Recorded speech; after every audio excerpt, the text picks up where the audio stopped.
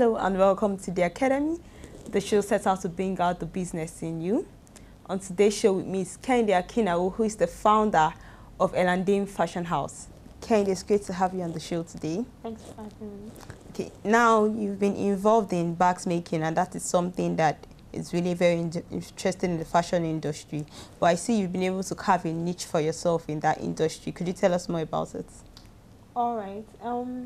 Basically, what came up with clutch purses and all in recent times is the Ankara purse, the old Ankara purse, Ankara shoes, Ankara bangles, Ankara airbands and all.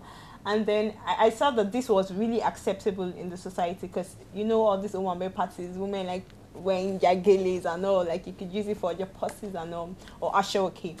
And then I was like, okay, yes, but this would soon go out of fashion because it has really come into the society so much that its time limit is almost over.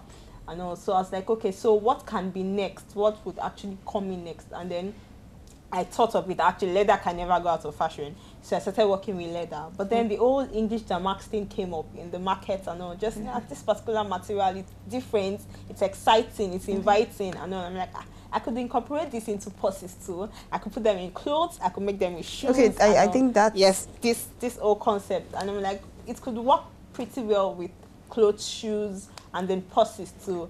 And I'm like, and it's very, very catchy and inviting. So there's no way someone will pass the purse and like, that's nice. Okay, now I know I've seen some of the pictures of the purses and really I must say they've been very creative, fantastic ones. But where does the concepts of the designs of the purses come from? Where do they come from? Majorly, first of all, inspiration comes from God, first of all. And then secondly, I would say that looking at the environment, basically, looking at the environment, normally clutch purses just come with this old, a little bit rectangle, and then they're just stout a little bit.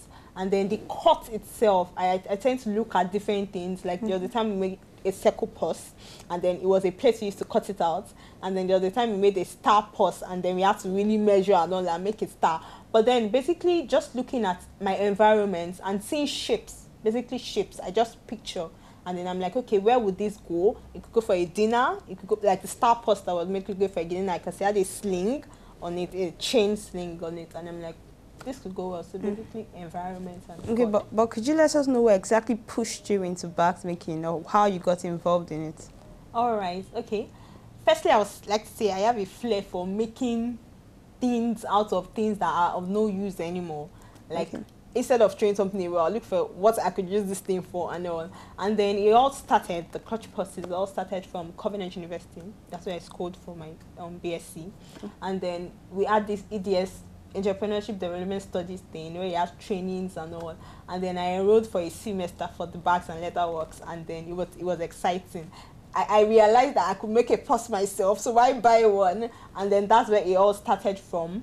And I decided to start the old Ankara thing, pasting Ankara on the old fiber paper and all, and it was that's where everything started from. Really. But starting up, what responses did you get from your parents and your friends when you told them, okay, this is what I'm interested in and I want to go into this? Wow. Okay. First of all, when you say you're making purses, that's what you do for a living. Are you serious? That's where you make money and all, and people are like, okay. But when they see how lucrative this business is, because we have a lot of Yoruba women that like going for parties and all, and then when they have something that will make them stand out in a party, they are ready to go for it. We have very, very fashionable people in Nigeria. So really, the business is lucrative, in quotes. And then when people see that you're successful, really, they don't think of what exactly is, except apart from stealing and all, but they don't really think of the implication of what you're really doing or anything. They just say, oh wow, this thing is going on and everything. But I would like to say that in my family, when I first started making, okay, maybe part-time and all, that's what you really want to just doing by the side and all, and then it's okay, it's like an hobby. And then definitely my sisters, my mom, they're like, you're making my purses for me, and that brought about the whole practice thing. It was generally acceptable in my family in the sense that they saw it as an hobby, something I had interest in, and they were ready to say, if you have interest in it, go on. Could you let us know how you were able to finance it? All right. Financing, really, making purses, it doesn't take a lot of money because you just have paper, the material and all. But I would say that if you want to go big, definitely a huge capital is necessary. But just for the bits, if you just want to start small, it really doesn't take a lot of capital. Someone could start with, you could talk about 5,000, you could save up a month, university students save up a month, and then just use your pocket money or something to start something small. And when someone buys a particular purse you made, you keep increasing like that. So it really doesn't take a lot to make purses. No, it doesn't. But then how about marketing? How do you market the products? Okay, marketing, basically, Facebook, it's social media, it really helps, because when people see stuff, and then you put your contacts and all, and then generally when people see your work with other people, they tend to attract, and especially when it's neat and it's good, they tend to attract other people. Like you see a woman enter a party, a new woman party with an Ankara clutch purse, and she has the same shoes on it. Like, where did that come from? Like that. The chain goes on, and then I made purses for bridesmaids of a wedding, and then like that, other people say, this is nice, they want a dress, and then the purse came too with the dress and all, and they're like, wow. So like that, it goes on and on and on. Now, going back to the initiation process of making the bags, how exactly do you produce and package them, and then going off, also with time limiting? All right. It can be very time consuming if you're the only one, but then I like to encourage division of labor. Someone doing a particular stage, then another person, and then it just goes on and on like that, like factory work, not just.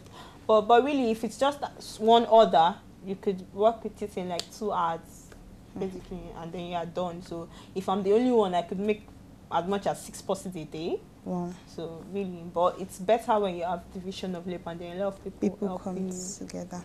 Okay, now I'm really interested in how the bags are made. I mean, step-to-step process of what exactly it takes to bring out a bag. But we'll take that immediately after the break. We'll go on the shop break right now. When we come back, we'll find out how exactly the bags are made.